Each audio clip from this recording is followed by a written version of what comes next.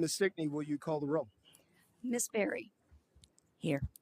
Miss Casper is absent. Mr. Hammonds. Yes. And Miss Myers is absent. Mr. Vella. Here. Okay. Declare that we do have a quorum, correctly? Correct? Yes. Okay. And Ms. Stickney, did we post the agenda in accordance with the Open Meetings Act? Yes, we did. Okay. Mr. Webb, did we have any public comments? No public comments. Okay. We'll go ahead and do D. Start off with D. We're going to skip around a little bit on the agenda, but let's go ahead and start with that. I believe we have a video.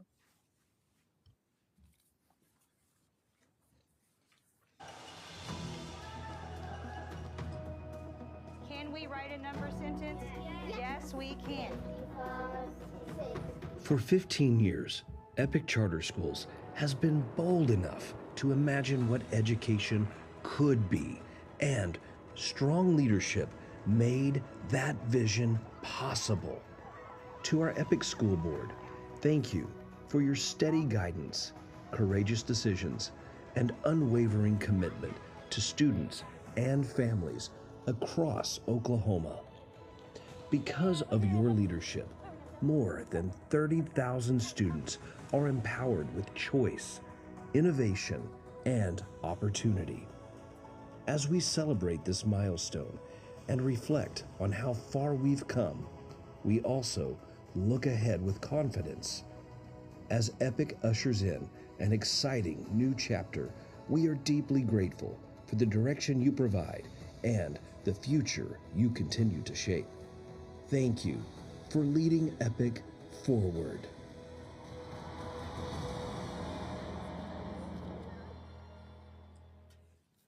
Very nice. Thank you. And I am going to go ahead and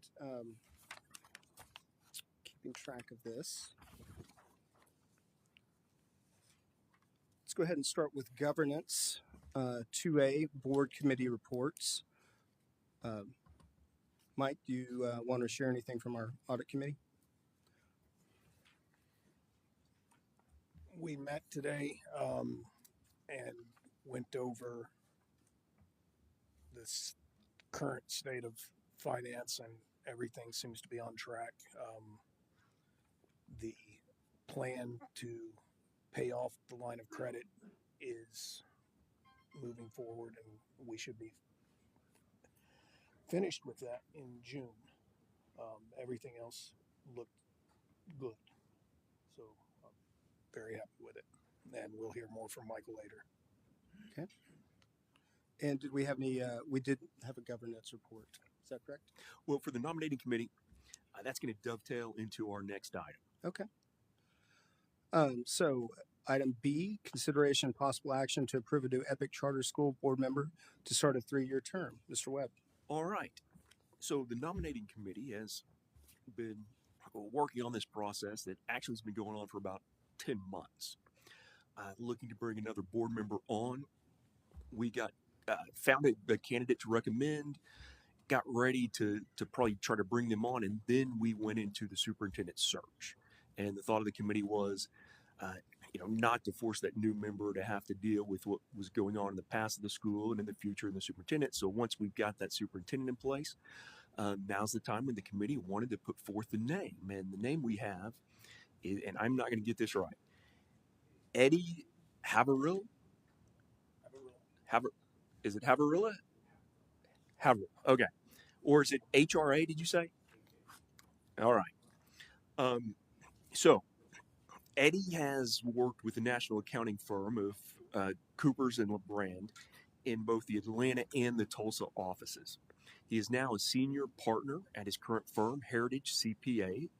He is a graduate of the University of Georgia and has an MBA from Georgia State University. And at this time, he just has a heart and a commitment to serve and give back to his community. So, as I said, we started looking at this about 10 months ago. And as you know, in the financial audit, they talked about how the board did not have necessarily much finance representation. Well, we started looking at Eddie long before the audit even started. And, not only does he have that financial experience, but he just was the best overall candidate to begin with. So it is just an added bonus that he brings some financial expertise to the board. And he is with us if he wants to make a statement or if you have any questions.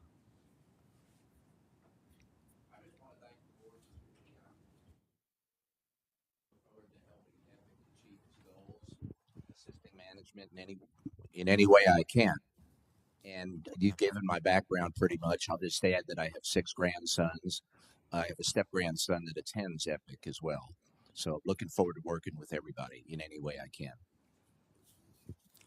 Thank you. I would entertain a motion to approve Eddie Havrilla as the new school board member. So moved.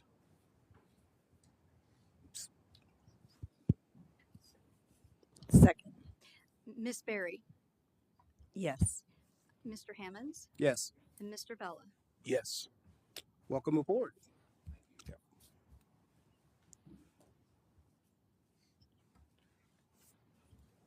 Okay, the next item on the agenda is consideration. Yeah. We can bring Eddie up. Yeah.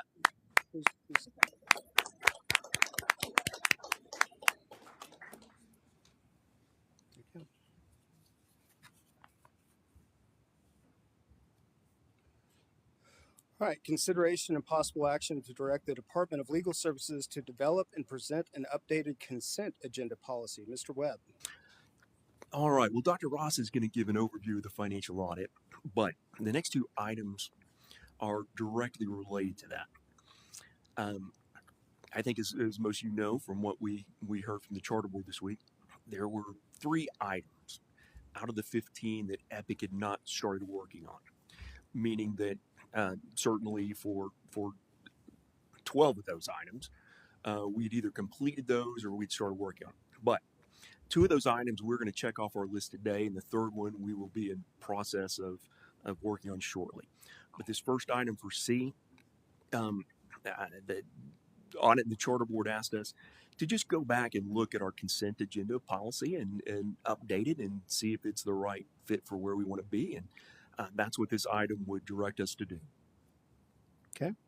I would consider a motion to direct the Department of Legal Services to develop and present an updated consent agenda policy. I move to direct the legal department to update the consent agenda policy. Second. Miss Berry, Yes. sorry, Miss Berry, Yes. Mr. Hammonds, Yes. Mr. Vella, Yes. and Mr. Havrilla. All right. The next item is one of the other policy concerns that the charter board wanted us to look at.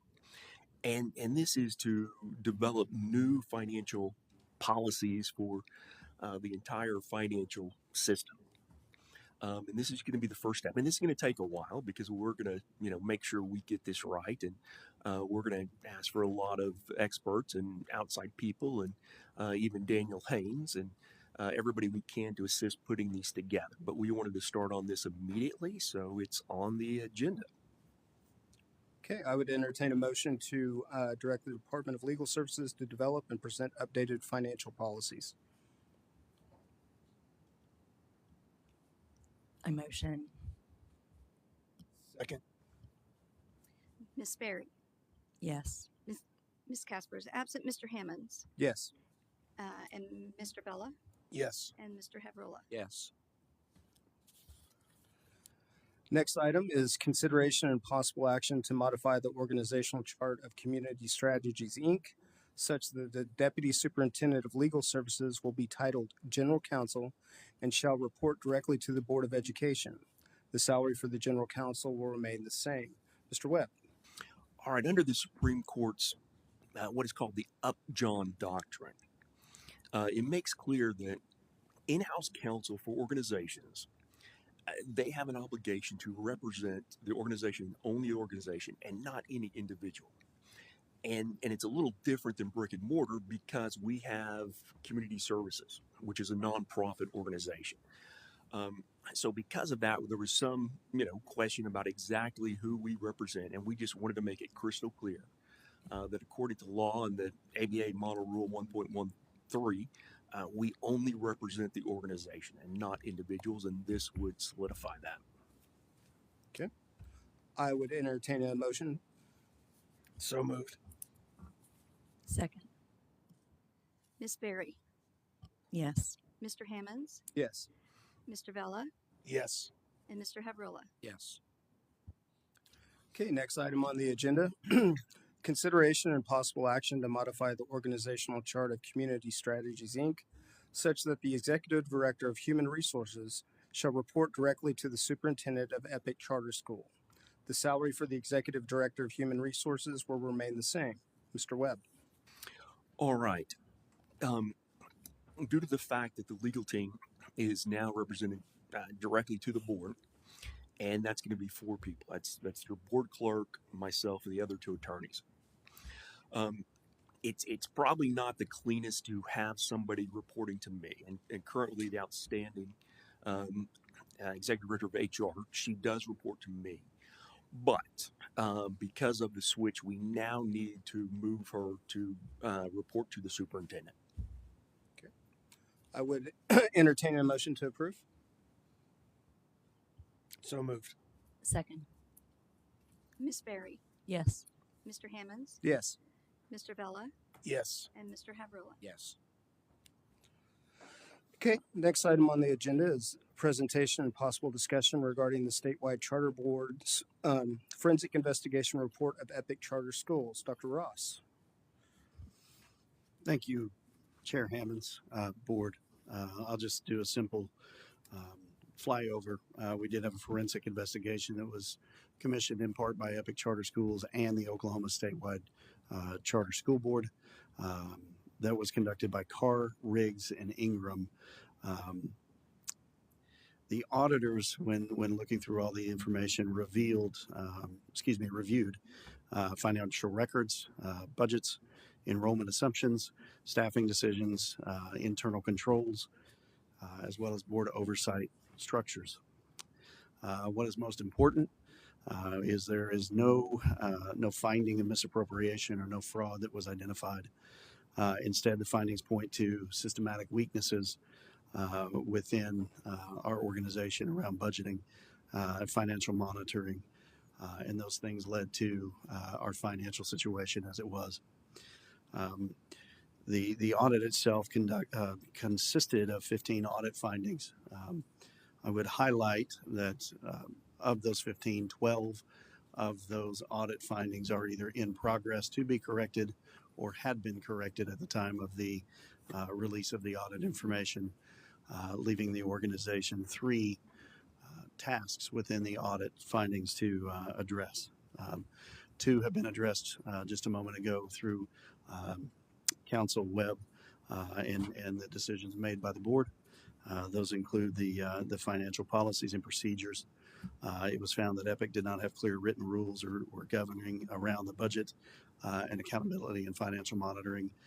Those have clearly been addressed or will be addressed through the addition of the creation and implementation of policy around our financial aspects. The second of the 3 that was no action determined yet was that there was no internal progress monitoring or no internal audit monitoring function within the organization. In layman's terms, there was no goals or no guardrails around our financial decisions, and so that is going to be addressed as well. Again, mentioned by Council Webb.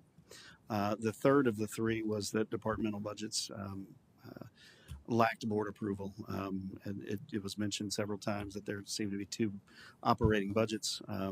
That is going to be addressed systematically and immediately through transparency. The oversight on how resources were actually allocated and spent will be corrected. We will have safety nets, guardrails, and people in the position in order to make decisions that are in line with board direction and board approval. In plain terms, the audit again did not uncover any fraud. It did show that there was a lack of guardrails and safety nets created within the organization to catch these things before they became too great to address incrementally. The good news, again, is the corrective actions that were mentioned in this audit. 12 of those 15 are already in place or are well underway, and we have specific targeted actions to address the remaining 3 in short order. One final note, I do think the audit provides us as an organization a clear roadmap to rebuilding stronger. Again, adding that layer of guards and safety nets while allowing us to be more crystal clear and transparent in our decision making. So that is the report. I am open to any questions that you may have. Are you going to hire some internal audit personnel? As discussed right now, we will either create the positions in-house or we will seek to have an outside CPA or somebody with a financial background come in alongside us to create that stopgap in those safety rails. Thank you. I would just say, or Ms. Berry, do you have any comments or? No, I think that was a good question. In regards to the audit, with Dr. Ross, we are course correcting. We've gone through a lot the last few years, and as I've stated over and over again, regardless of what happens around this table with the leadership, we still have 30,000 students and families that want to go to EPIC, that need to go to EPIC, and have been with us through all this. And it's, my pledge and my goal is to ensure that we still have those students, we're still serving those families, and we're getting the stuff at the top right. And that's our goal. And I think this, the audit provides a roadmap, and we're going to address those.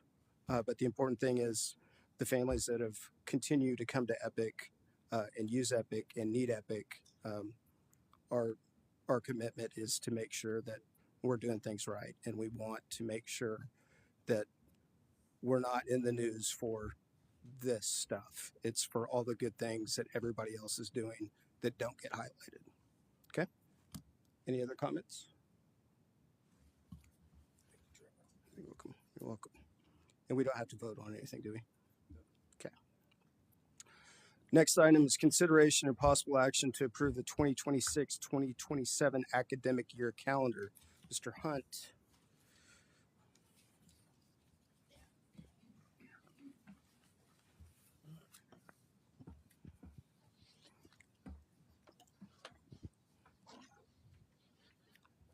So every year, the board is in charge of approving our instructional days. So what we have here is in your packets, you received the amount of instructional days that we wish to have next year. It very closely aligns with what we have for the 25-26 school year. And so that's what we have in front of you. Still a 2-week Christmas break, still a week spring break. But it's just a typical calendar that is in front of you for instructional days that students will attend school for the 26-27 school year. Are there any questions? Hearing none, I would entertain a motion to approve the 2026-2027 academic year calendar. I move to approve the 2026-2027 academic calendar. Second. Ms. Berry, Yes. Mr. Hammonds, Yes. Mr. Vella, Yes. and Mr. Havrola. Yes. Okay, next item I'm going to, at the interest of time, is going to be 3B, the finance update. Mr. Flory. Okay. This will be a pretty quick update. Sean, if you want to go ahead and the clicker. Okay. So I probably have driven Lynn and others crazy trying to get our presentation together. But I did want to point out that we closed the month of December. And so one of the findings in the audit was those were running, further behind. So kudos to the team for getting that done with, of course, the holidays and everything else going on. Okay. So on the balance sheet side, when we closed the month of December, we were sitting at about 43 million. Of course, we have that line of credit, so debt of 20.5 million. Outstanding warrants, 3.25. So down to the income piece, our revenue is about 120 million. Expenses year to date are about 100 million. So that gives us a fund balance of 19.5 million. And that's where we stand at the end of December. And when we go further along, I explained this in the finance committee meeting. Often when you see the fund balance, you almost equate that to cash, but with a line of credit, obviously that's a kind of unique situation for a school.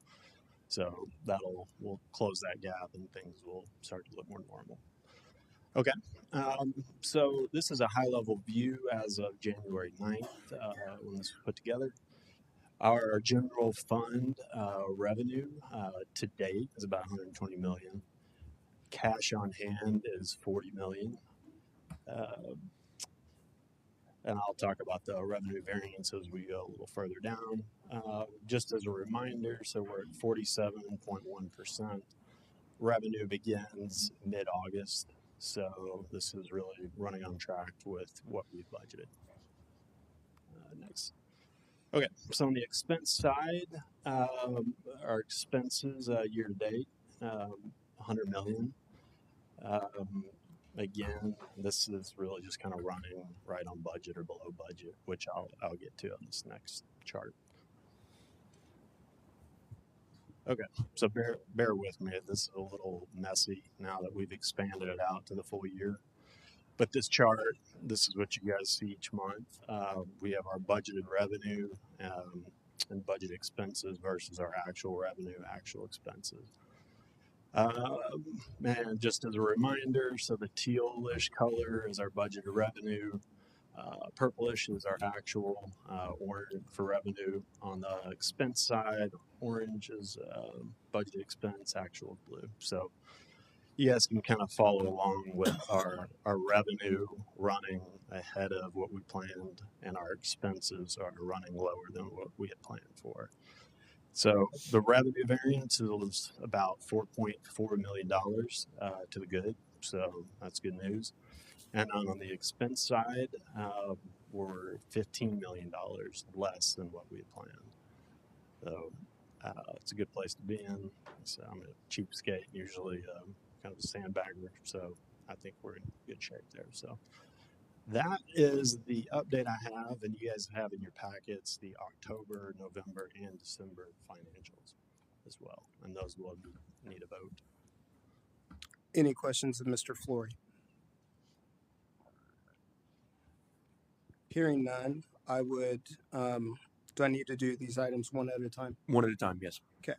I would consider a motion to acknowledge the October 31st, 2025 financial statements as presented in our packets.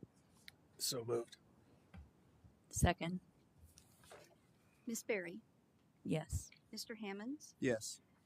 Mr. Vella, Yes. and Mr. Habrola. Yes. I would consider a motion to acknowledge the November 30th, 2025 financial statements, which are located in our packet. So moved. Second. Miss Berry, Yes. Mr. Hammonds, Yes. Mr. Vella, Yes. and Mr. Habrola. Abstain.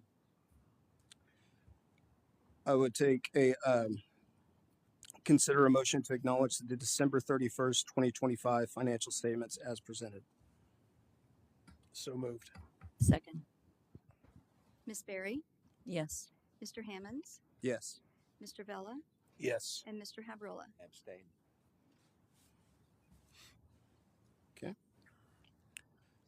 Mr. Hunt, next item on the agenda is the academic update. Consideration and possible action to approve the fiscal year 26 contract with the University of Oklahoma for graduation facility use. Would you want to go ahead and do the academic update as well? Let's circle back around.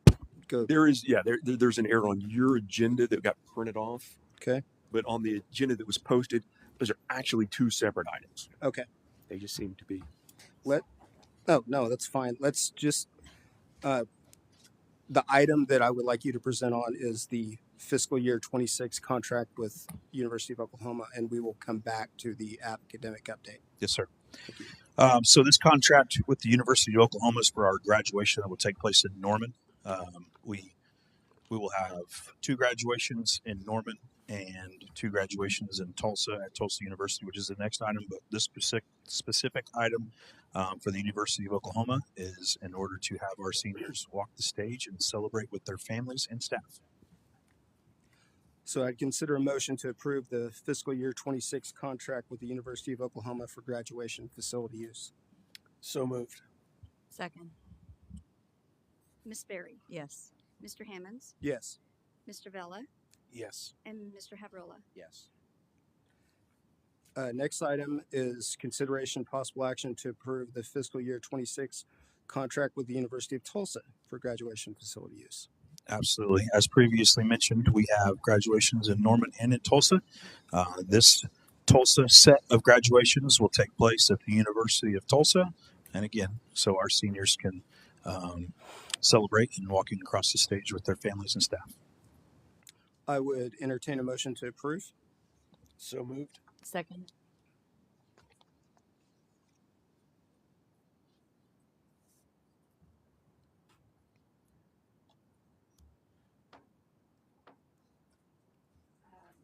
Miss Berry. Yes. Thank you. Miss Berry, Yes. Mr. Hammonds, Yes. Mr. Vella, Yes. and Mr. Havrola. Yes. Okay. And we'll come back on that academic report. Thank you. Next item is the consideration and possible action to approve the fiscal year 26 contract with Xavier Venture Properties LLC for the lease of 212 South 38th Street, Muskogee. Mr. Flory. Hello. Yes. Okay. So there was just an ownership change with this particular site, so we just need a new contract to get from now until the end of the year. So none of the expenses have changed with this particular site, and the same will be for the next item as well. So no change in rent, just change in ownership, needs a new lease with the current tenant. That's Which is correct. us. Okay. I would entertain a motion to approve the fiscal year 26 contract with Xavier Venture Properties for the lease of 212 South 38th Street in Muskogee. I'm sorry. Go ahead. I move to approve the FY26 contract with Xavier Venture Properties. Second. Miss Berry, Yes. Mr. Hammonds, Yes. Mr. Vella, Yes. and Mr. Havrola. Yes. Okay, so then I would also entertain a motion to approve the fiscal year 26 contract for facility use with Central Oklahoma Family Medical Center at 527 West 3rd, Kanawha, Oklahoma. And Mr. Flory, you said it's the exact same situation. That's correct. I would entertain a motion. So moved. I need to abstain from this one. That's one of my organizational members. The person who runs that facility is my board chair. So sorry. Okay. Do we have a second? So moved. Miss Berry's abstaining. Mr. Hammonds, Yes. Mr. Vella, Yes. and Mr. Havrola. Yes. Okay. On the consent agenda, we have items A through Apologies, Eddie. D. I meant to welcome you to the board. Sorry to interrupt. No, you're fine. Is there any items that need to be withdrawn for possible discussion on the consent agenda?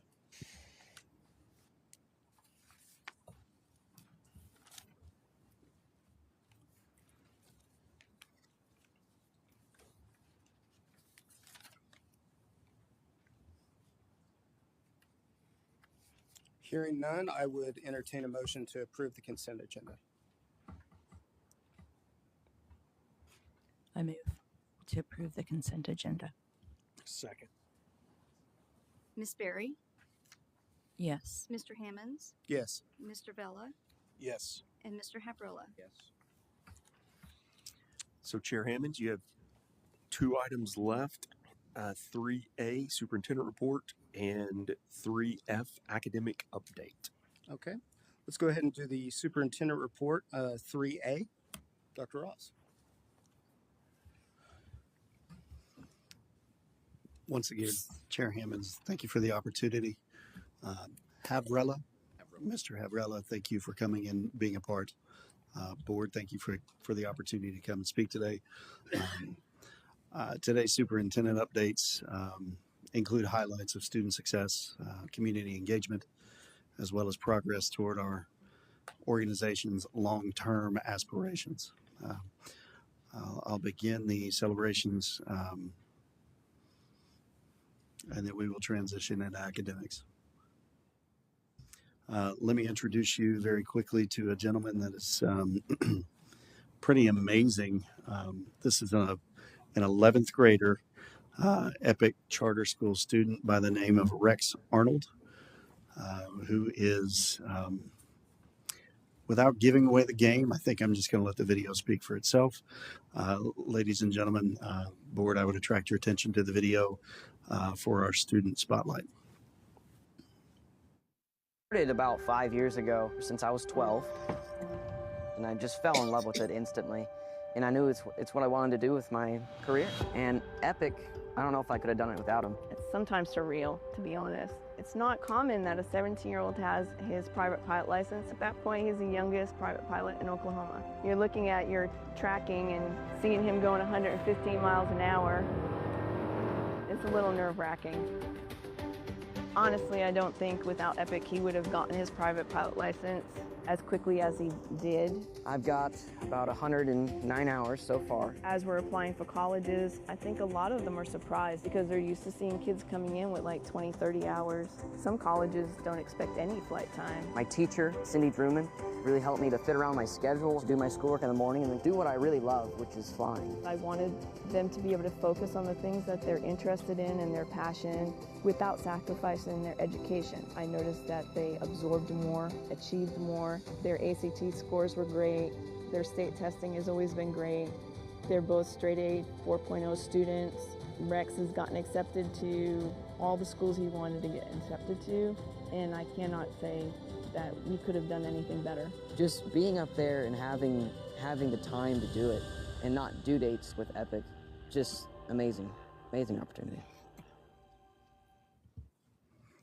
Phenomenal young man. I would like to give a shout out to our communications department for putting that video together. Special shout out to the individual that's the cameraman who was brave enough to get up in that airplane and fly in a Cessna with a 17-year-old. I would say that if given the opportunity, I would have gladly traded places with you, sir. But hats off to Mr. Arnold, and obviously he is a showcase of everything that Epic Charter Schools is designed to be and support students the way that we and we alone can support. I'd attract your attention at this point to our 5 aspirations, and just remind everybody these are not just slogans. This is one of the lenses that we look through in order to make decisions and progress monitor ourselves within or as an organization. Our work is centered around graduating students who are empowered and future ready, ensuring that caregivers are meaningfully engaged and strengthening connection in communities we serve, fostering a workplace culture where people want to stay and grow, and setting the example of innovation and performance excellence. Everything that you just saw in that video, everything that we will talk about today, whether it's academic, student supports, finance, operations, will all in some way, shape, or form connect back to these 5 aspirations. These are the next 3 slides are going to basically showcase the same thing, but this is our current enrollment. Obviously, our 25-26 enrollment numbers are blue. Our 24-25 for the year before is in orange. What this will showcase better on the next slide is where we are at today. We are just shy of 31,000 students. And the next slide will give you a more accurate reflection month by month, month over month, of where we trend compared to last year at this time. So I am super excited for a couple of things, stability being one of those. That means that we are handling our business well. That also affords us the opportunity to continue to do what's best for kids, and hopefully that enrollment number will continue to grow. All right, next up, Native American programs. Our Native American programs are designed to support unique academic and cultural needs of our Native American and Alaskan Native students. Obviously, this program operates through federal funding, Title VI, and ensures that eligible students have access to specific and targeted supports to honor both the academic success as well as their cultural identity. We have roughly 5,000 students that are directly associated through our Title VI aspect, with an additional upwards of 2,000 students that claim Native American lineage. So one thing I would like to highlight is we, as an organization, support and serve 38 out of the 39 Native American tribes within the state of Oklahoma. So EPIC's Native American programs are very comprehensive in their support. During 2025, serving over 5,000 students, generating $1.2 million out of federal money. These funds directly support the academic and the cultural identity of these students. Resources are individualized, small group tutoring, homework support, test prep, ACT vouchers, STEM and enrichment opportunities, as well as access to Indigenous authored learning materials. So these are an integral and valuable part of our community that makes up EPIC Charter.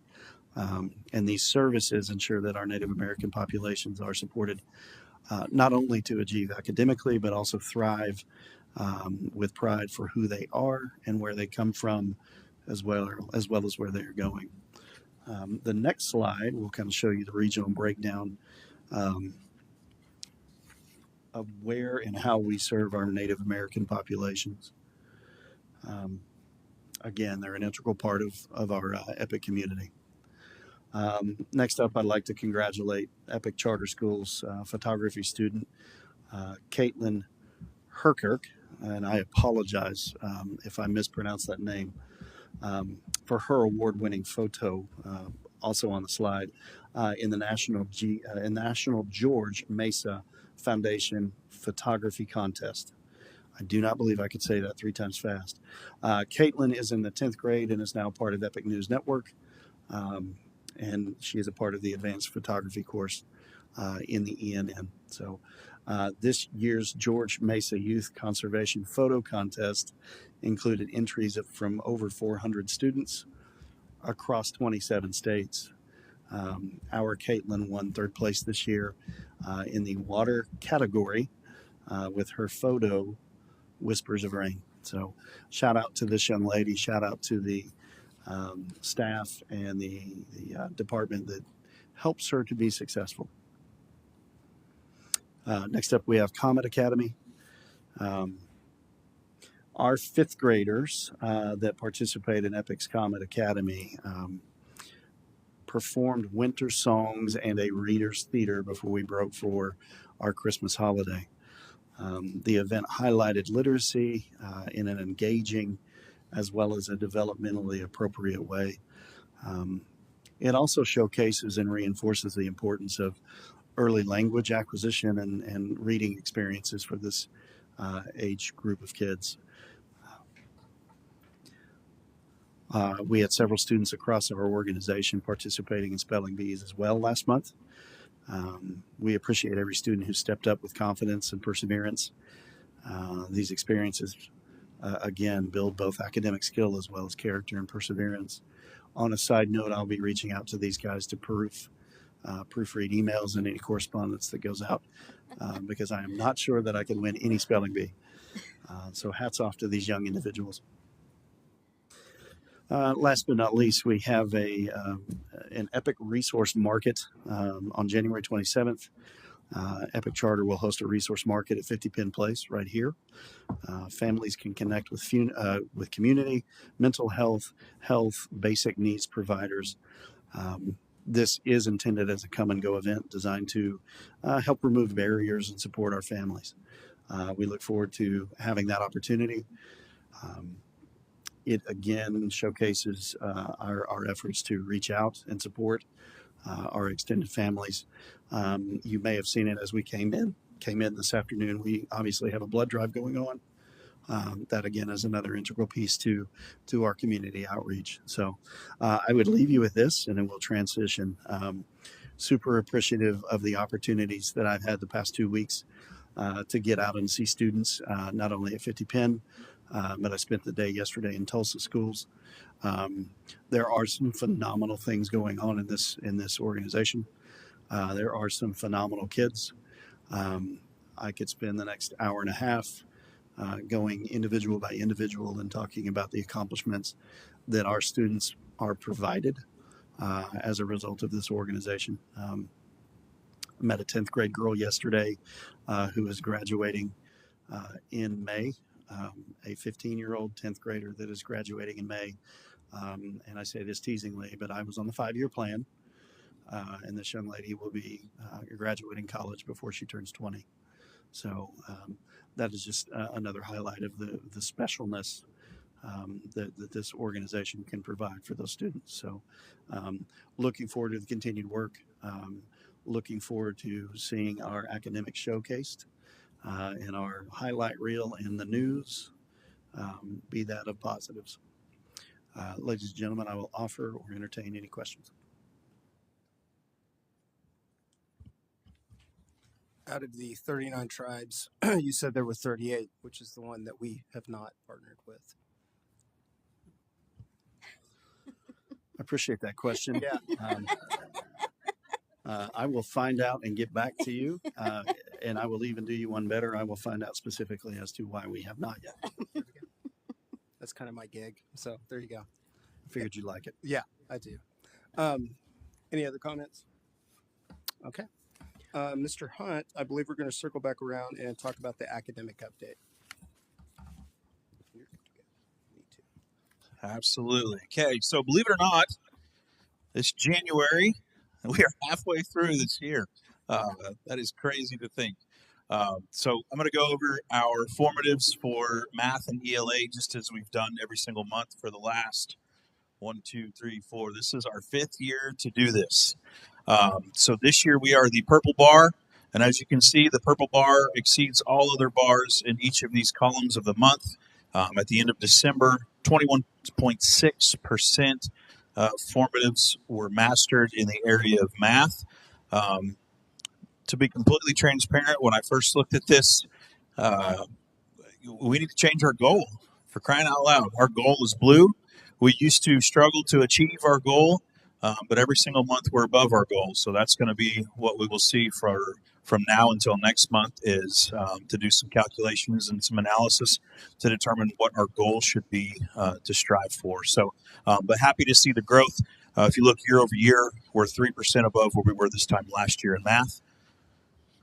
Moving forward to ELA, we are 4% above where we were last year at this time in ELA at 21.9%. Again, need to adjust the goals.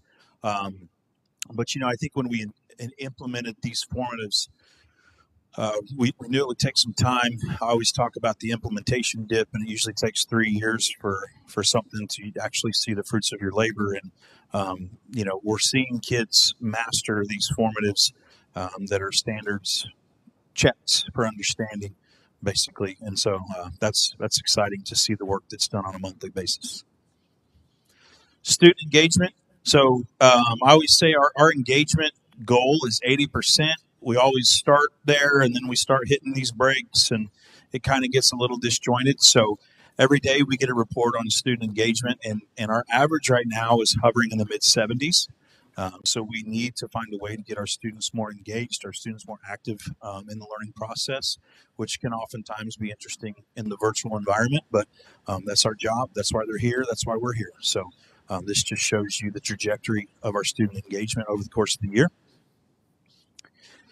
And then here we are with our winter benchmarks. Okay, so this is our students that are pre-K through 8th take a fall benchmark. Where are you at? What standards do we need to target our instruction towards? And then we take another one in the fall that shows us what happened between the fall and the winter.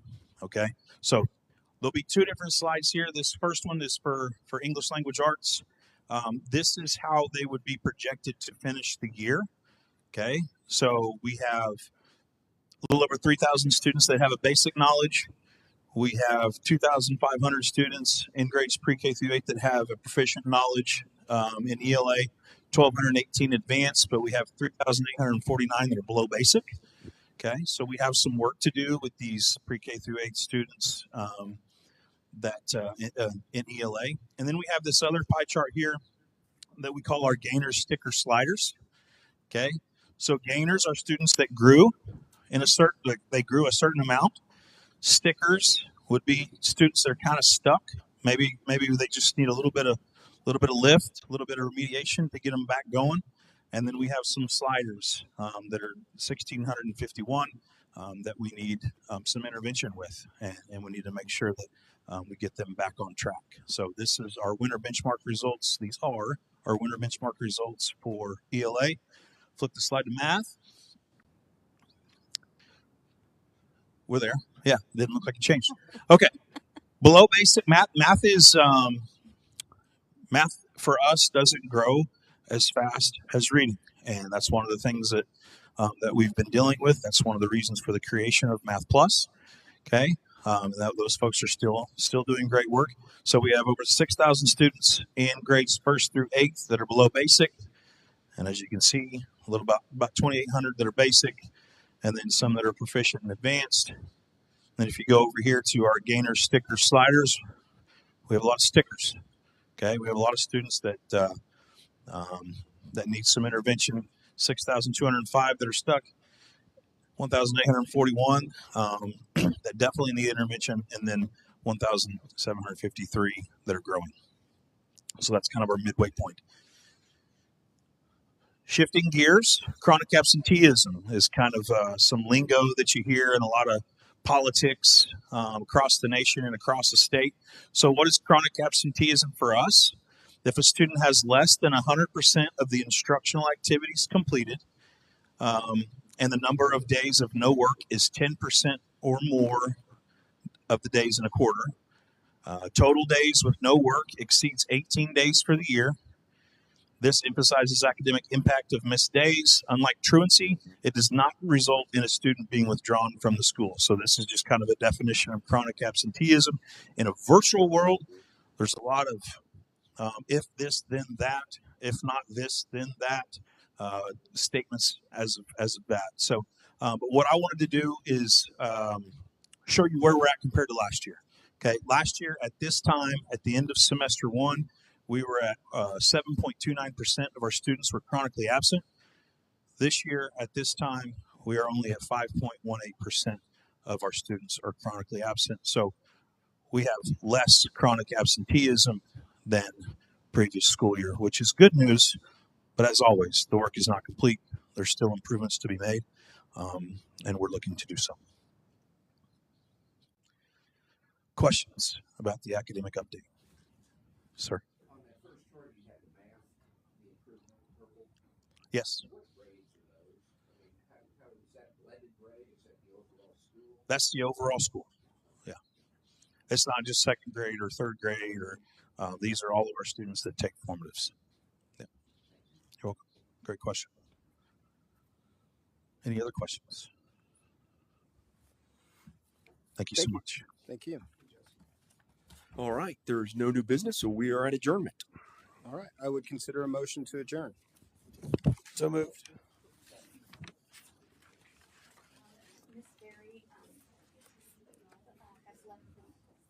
sorry, Miss Berry has left the meeting. Mr. Hammonds, Yes. Mr. Vella, Yes. and Mr. Havrilla. All right.